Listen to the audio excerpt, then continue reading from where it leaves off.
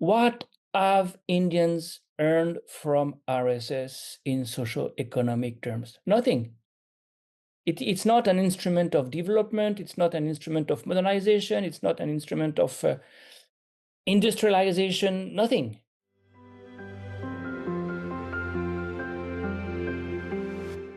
Hi, welcome to Outlook Talks. Today we are with Professor Christophe Jaffrelot, and he is a professor at King's College. And his research is based out of India and on Indian politics and kinds of topics like nationalism, federalism, everything. And this issue we are talking about RSS 100 years. You know, they complete 100 years this year on the Shera. They were established in 1925.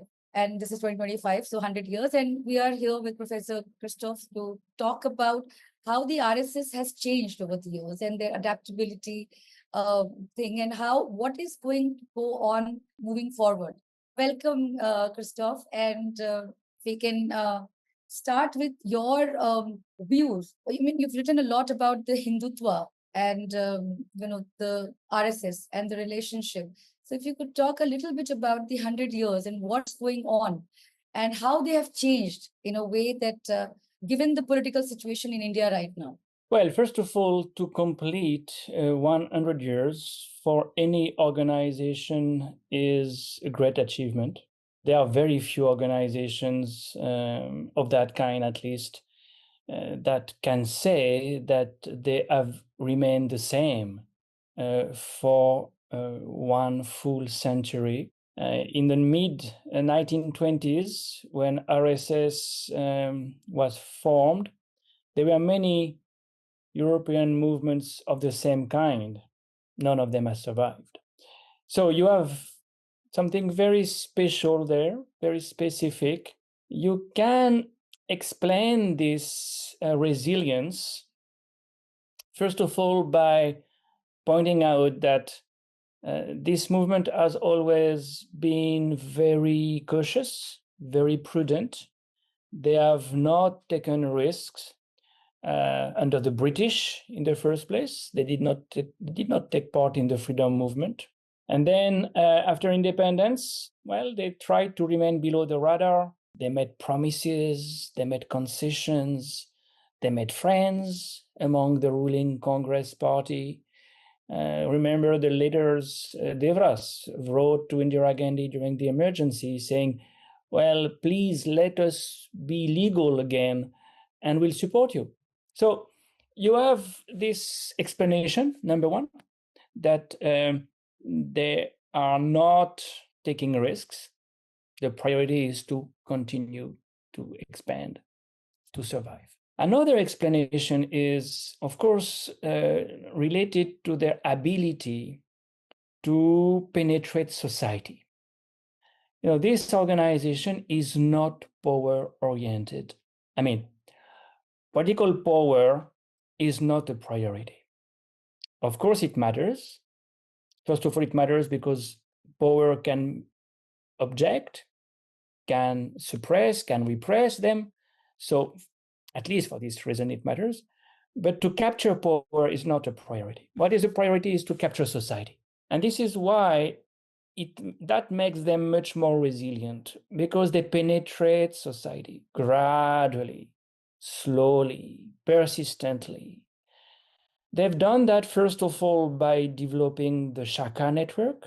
You have now probably something like 70,000 shakas, maybe 80,000 shakas and upshakas across the country. But not only that, beyond that, they have started offshoots, unions, first of all, ABVP, Student Union, then BMS, Labor Union, then BKS, Peasant Union. You know, they have gradually started to penetrate different milieus, different social milieus, different socioeconomic milieus. You know, there is hardly any socioeconomic milieu without some RSS related branch offshoots. You know, the ex-servicemen, the judiciary, everyone. Thirdly, they've been very effective because of the role of religion in the Indian society. In a secularized society, it's much more difficult to keep people adhering to an ethno-nationalist agenda that does not deliver socioeconomically. What have Indians earned from RSS in socioeconomic terms? Nothing. It's not an instrument of development. It's not an instrument of modernization. It's not an instrument of industrialization, nothing. But it is a movement that brings together the Hindus. And when you believe in Hinduism, when you think that Hinduism is your religion, that it needs to be respected, that it needs to be promoted, well, you may mistake Hindutva for Hinduism. They have succeeded in making people believe that their version of religion, Hindutva, was Hinduism. And they have mobilized people on this. Of course, the most successful movement there has been the Ayodhya movement that has peaked in 1992 with the demolition of the Babri Masjid on the 6th of December, and then in January 2024 in the inauguration of the temple. So that's, of course, something that would not have happened had secularization made dense inroads in the Indian society. I think these are some of the very important reasons explaining the resilience and progress of what can be seen as a success story. Of course, it's a success story for them. It's another story so far as India is concerned, because they have divided India like never, ever before anybody had done. Divided India on religious grounds, clearly. The Hindu-Muslim relations, even the Hindu-Christian relations have probably never been so bad. And then you have another division between the North and the South because of their promotion of Hindi and also their resentment vis-a-vis the very successful economic policies of Tamil Nadu, Kerala, Karnataka. Now they're also dividing, to some extent, South Asia, because India has hardly ever been that isolated in its region, if you look at history.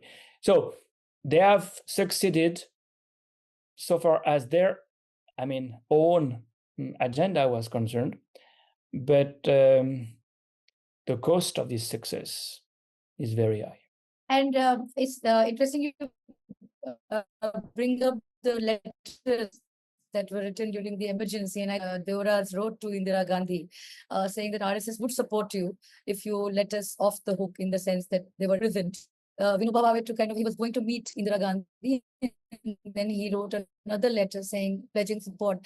So, you have also talked about the double-faced approach of the RSS, which is also to say that they were very cautious in the beginning. And in the beginning, when they were founded, they were completely cultural. And then I think in the 1936 or something around that time, they also founded their women's wing, which was the Sevika Samiti. So we wanted to also ask you about the different wings, and the politics of dignity that they which you have also written about, which they kind of employed in terms of giving the Ayodhya movement a lot of strength, this othering that they kind of did. And then how the BJP came. And I think it was from Deora's time that they started becoming way more political.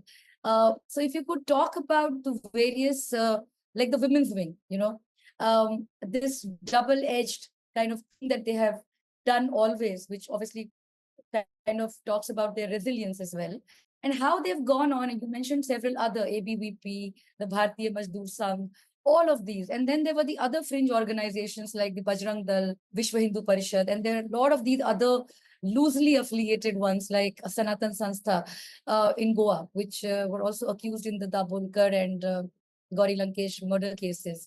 So how does it spread? How has it spread in terms of different demographics, caste, gender, and class, obviously? Mohan Bhagwat made a few comments in the lecture series marking the 100th years recently, and he talked about caste and religion again, and kind of population as well, 3 children. But if you could talk about this gender, how have they adapted in terms of gender and caste? Well, these are key issues, and the vigilantes would be the third one because it's very important.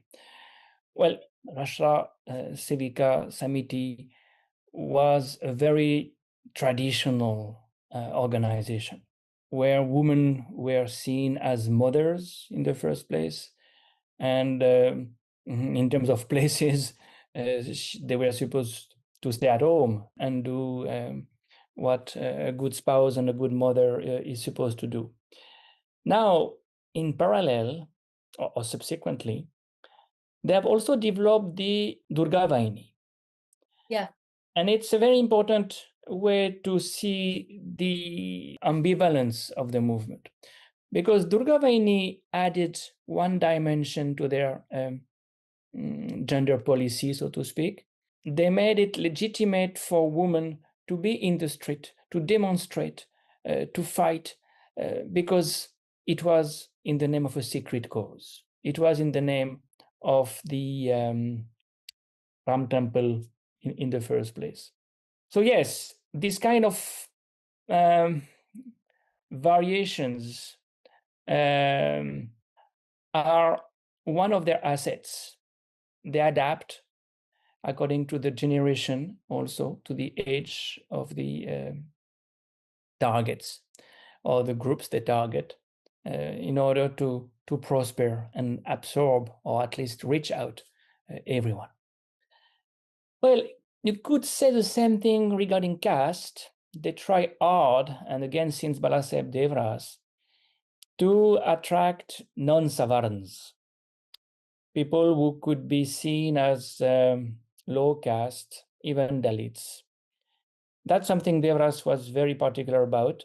In some ways, he criticized, at least implicitly, what Golwalkar and even Dindayal Upadhyay had said before in the 50s and 60s, because for these two ideologues, the Varna Vyavastha was the model, a kind of organic vision of hierarchy, of a hierarchical society. Yes, the discourse has changed since Devras. How far has it resulted in concrete achievements remains to be seen. Number one, you have a few pracharaks coming from the lower caste. And when you read autobiographies of Dalits who have been in the RSS, like Megvanchi's autobiographies, you realize that the stigma of untouchability remains very strong on the Shaka. Well, they may be together on the Shaka, they will not eat together easily. So that's still there. And when you have, number two, low caste Swayamsevaks, most of the time they are there for Sanskritization, and they are Sanskritized. So there is no pride in what we could call popular Hinduism. The cults have to be Brahminical. The style has to be Brahminical. The deities, the gods and goddesses you worship have to be part of the I tradition. And this is why some of the Dalits and OBC Swayamsevaks go to the Shaka, to get prestige, to get recognition, to join this movement, to be a good Hindu.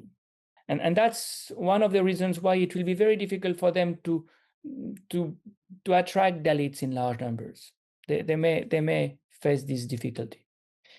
Now, the third point you refer to are the vigilante groups, and that's very important, because in continuation to my first response, I would say these vigilante groups, including Bajrang Dal, are very much rooted in society now, have deep roots in society, crisscross society, control society, and they make sure that Muslims will not try to and succeed in buying a flat in mixed neighborhoods. They'll make sure that Muslim boys do not marry Hindu girls. They will patrol the highways to see whether Muslim farmers are not taking cows to the slaughterhouse. In other words, they are exerting cultural policing on society. And this is very important because even if BJP loses power in 2029, that will remain. You can't get rid of these groups easily. We saw what happened in Pakistan. They prospered under Zia because they had political protection and they imposed their own views, the anti-blasphemy law, so many other red lines. Now, who is in a position today to reform, to amend the blasphemy law in Pakistan? No one. How do you undo something that is so sacred? Well, similarly, how will you tell the vigilantes you're not supposed to protect the cow the way you do? No one will dare to do it. So this is why the Sangh Parivar needs to be seen as what I call a deeper state. It goes very deep, and government may change. It will be very difficult to undo what they have achieved on that front. And in fact, in some states that Congress has reconquered, like Karnataka, they are not undoing some of the things BJP had done before, which is, to my mind, a symptom of this point of no return. Even on Ayodhya, the stance has been very unclear from the very beginning. So if you have that ambiguous approach, and I think now they're trying to kind of take it head on, but it's very difficult because, there is this Hindu bloc of votes, which everybody is kind of afraid of, that they will go against or for, or I don't know how. But that's what we have been seeing. And, on the matter of caste, you talked about the RSS thing, and Ram Madhav, actually, you reviewed his book. And in that, he also talks about caste, and he kinds of upholds the discrimination, kind of that Varna system that was there. How do we make sense of that in the current situation where you have all kinds of forces, you have capitalism, you have aspiration, you have, disposable incomes have become higher, caste itself, has been, people are challenging it, but there are two movements there also. One is to take pride in your own caste, one is to kind of integrate and kind of demolish or abolish caste. How does the RSS adapt there? Because the Mandal and the Kamandal in India have always been kind of at loggerheads. And I was talking to Anand Teltunde, and he's a columnist with Outlook, and he said that caste multiplies like amoeba. We created many castes like the OBCs and stuff like that. How does that work? Because from the looks of it, or from the surface of it, you would say that RSS is very Brahminical, in terms of what they uphold, the ways that they are kind of going about it. Even the Sevika Samiti, for instance, Matritva, and there were two other things that you said were women were supposed to be good mothers, and but then things have changed. So we have Bihar elections coming up this year in November. Now Bihar is a great example, and I'm from there, with the caste and religion kind of like fighting it out. Well, we have clearly two repertoires in competition in India's politics for 50 years. It started in Gujarat. It started with Solanki, the Calm Coalition, reservations in 1980, 1985, and of course it continued with Mandal. Well, the rise of the OBCs was what RSS and its supporters feared the most, because it meant a kind of silent revolution. This is the word, this is the title of one of my books, Silent Revolution. You dislodge from positions of power elite groups in control for centuries, if not millennia. What could be the antidote? Indudva. Indudva was the antidote because they could say, look, upper caste are not your main enemy because you're Hindu. The main enemy are the Muslims. And that's what they did in the 1985 riot in Gujarat, when Narendra Modi was, by the way, the Pran Prachak and the Sangatan Mantri of BJP. And that's what they did, of course, with the Rath Yatra in 1990, and of course, the demolition of the Babri Masjid and the Ayodhya movement at large. At the same time, this caste-based repertoire remained, especially because inequalities have increased massively. India is the most unequal country in the world today. If you go by the metrics of the Inequality Lab, that is fascinating. To fall back on the caste repertoire is what the opposition had to do and did, asking for a caste census. Brilliant. Let's see how unequal this society has become, how represented in the corridors of power, to use VP Singh's phrase, are today the OBCs. Very difficult to resist a demand like that one. How can you say, no, we don't want to know? Caste doesn't exist. How can you say that in BR or elsewhere? Especially when Mohan Bhagwat himself has to say caste is a problem. Well, if caste is a problem, let's measure it. Let's see how deep is this problem. So at the end of the day, they had to accept a caste census. And for me, this is not only a victory for the opposition, but it may well be the turning point, because the moment you open this Pandora box again, as Anantel Tumbe says, all the caste groups will say, why not me? Why not me? Why am I so low in the representation among the IAS, among the IPS, among the IFS, among, of course, all the public sector employees? At a time, by the way, when this sector is shrinking, at a time when reservations are not doing their job anymore, because the public sector is shrinking, because you have the economically weaker sections getting a 10% quota. So for many reasons, the discourse will shift, and it will not be on Hindu versus Muslim only, but on upper caste versus lower caste again. And that may well be the main themes of the 2029 elections. This year is quite interesting, actually, 2025, because we have the 100 years of left, 100 years of the Dravidian movement, and 100 years of the RSS. And all of them kind of intersect in various ways, kind of challenging. And all of them, I think, are, it's my personal view, are going through kind of identity turnover, in the sense that they don't know which way to go, because we have now the Gen Z coming in, and how they are reacting to things. And especially in the South, we were in Coimbatore for the election coverage.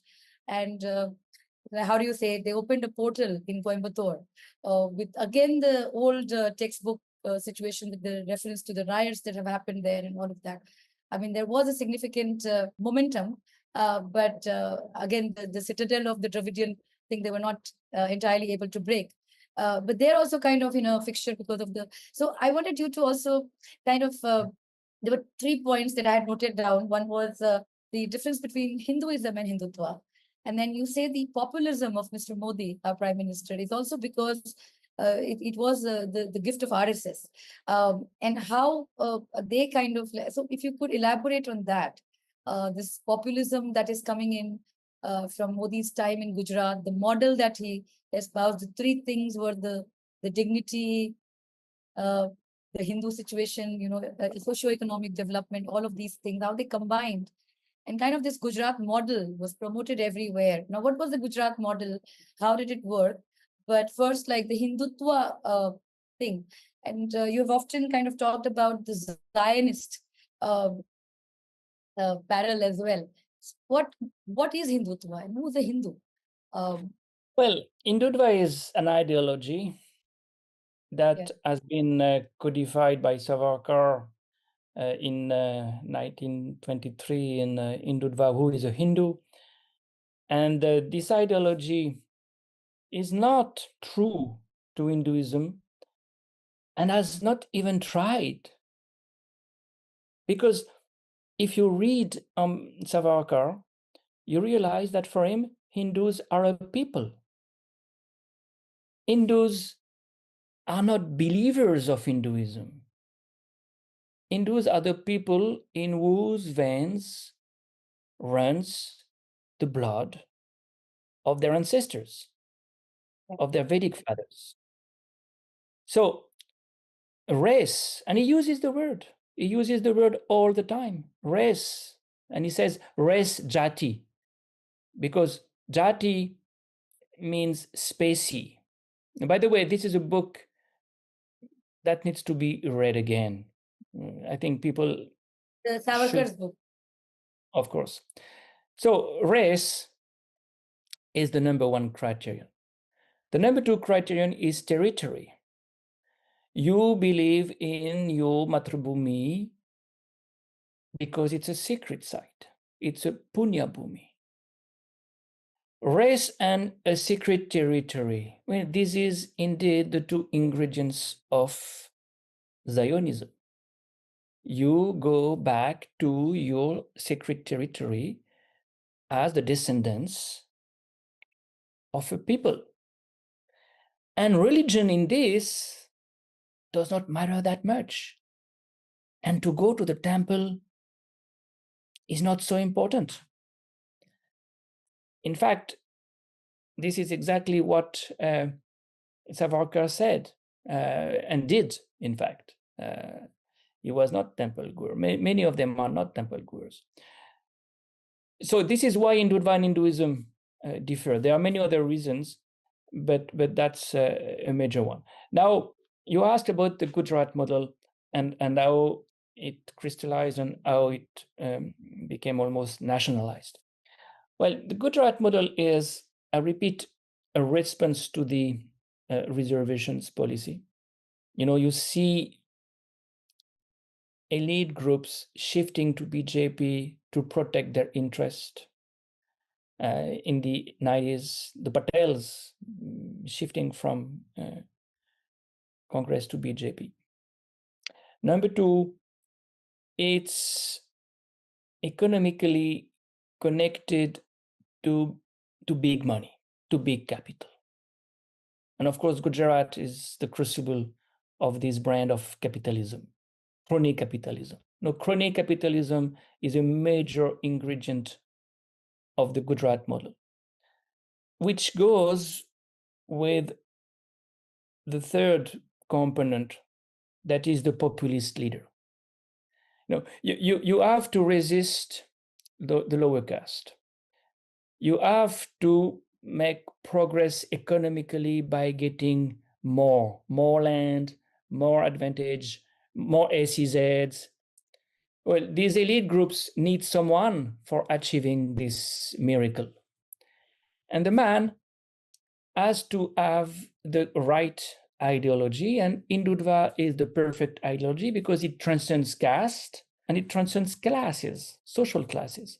So the third ingredient of this is, well, Narendra Modi inventing a style nobody had referred to before in BJP. Advani did it somewhat with the Rath Yatra. The Rath Yatra is probably the blueprint of the Modi style. But Advani was in tandem with Vajpayee. He could not be alone.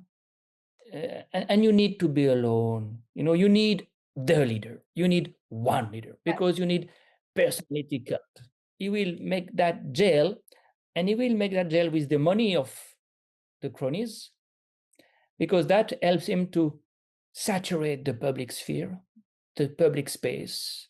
When you look at the 2007, well, 2002, 2007, 2012 election campaigns in Gujarat, it's really the launch pad for what we see today, including the holograms, something that is very costly. You can't do holograms without big money, serious money behind you. But not only holograms, social media, all the things we now know. But he was a pioneer. He was the one who could saturate the public space with his discourse and image, of course.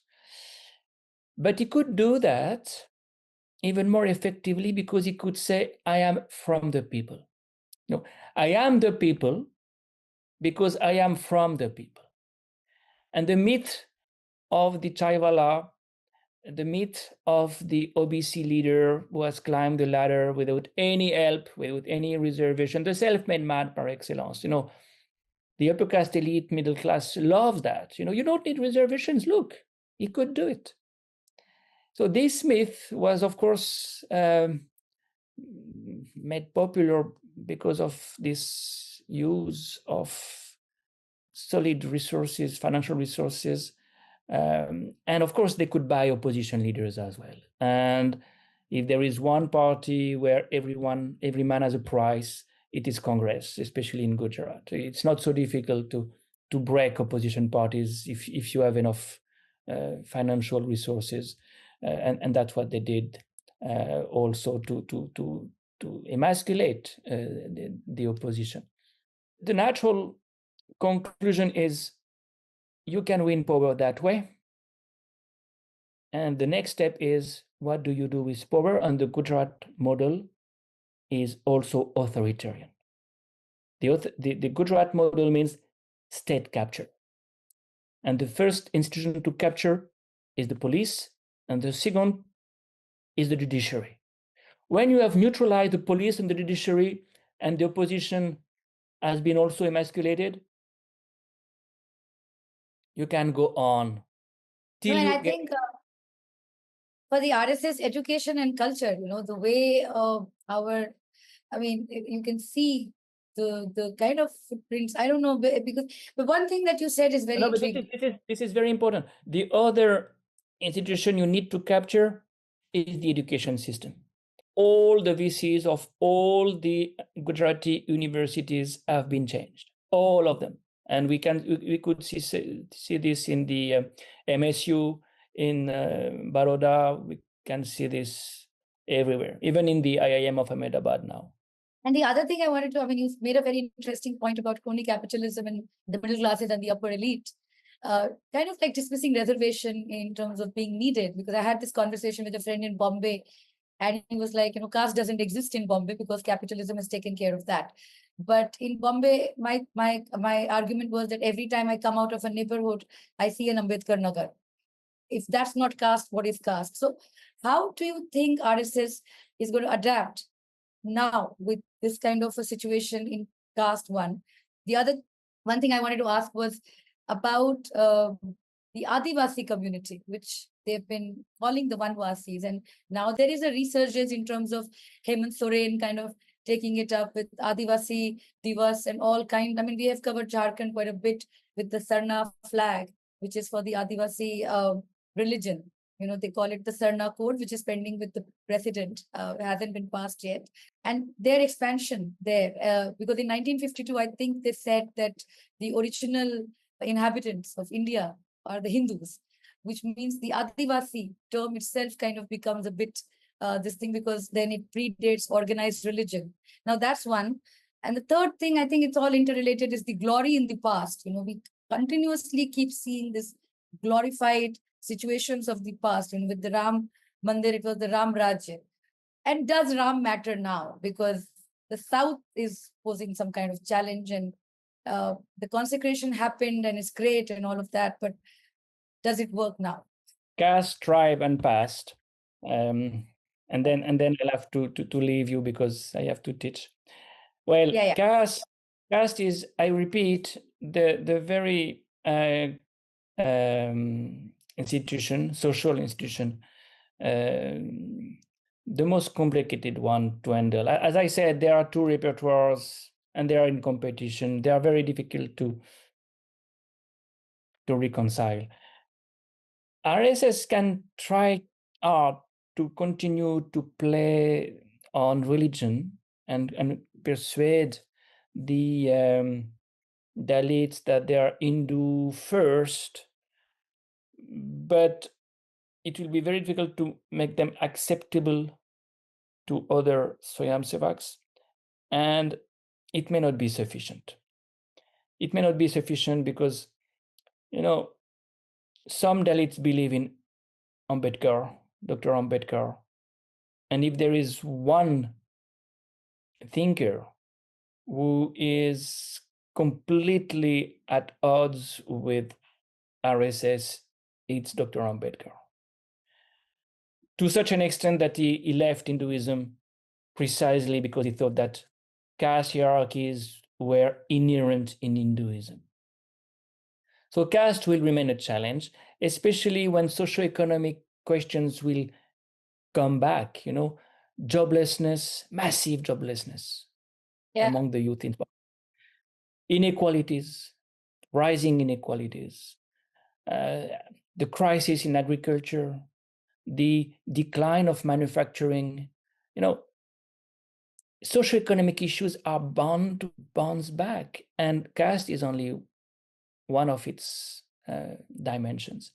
Now, tribe, you can say the same thing. They will continue to try to Hinduize the Adivasis. They don't want to call them Adivasis; they call them Vanavasis because Adi, there was nothing but Hindus. So the tribals are only those who live in the forest, not those who were there before. This is what they said as early as 1953 when they created the Vanavasi Kalyanashram in Chhattisgarh. They can try to continue to build Hanuman temples. Hanuman temples don't give you food. There is a limit to this kind of brainwashing. Let's see whether it finally results in a new political consciousness among tribals, but it may, as you said, there are other alternatives, there are other agendas, other repertoires again on the tribal side. The past, this is very important. This is key, in fact, because when you look at Savarkar again, it's all about the past. All his books, 7 epochs, and it's all about the past, the Aryans, the antiquity, of course, Shivaji.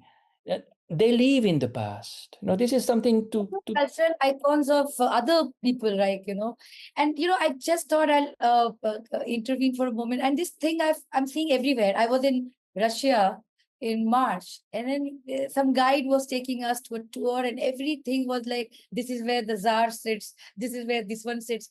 And I'm like, but hello, the Bolsheviks and all of that also happened over here. But what is this strange phenomena across the world? Yeah, it is national populism. Nationalism, historical, history-oriented. You can't be proud of your nation if you're not be proud of your past. The problem is, what is this past telling you? If this past is telling you that India has invented surgery, has invented aeroplanes, well, this is the recipe for obscurantism. This is the recipe for an anti-scientific mind, lack of critical minds also. How do you progress? How do you make progress if you go that far against what China is doing today, that is innovate constantly? And for the moment, we see a big problem there when you look at only one figure, the percentage of research and development in India and the percentage of research and development in a country like China. And you see that India is lagging behind to such an extent that now it depends on China for its pharmaceutical industry, for its electronics, for its solar panels. So to live in the past is reasonable only if you also look forward and retain your scientific assets. So there is a big risk there. And the more you destroy universities, the more you shoot in your foot.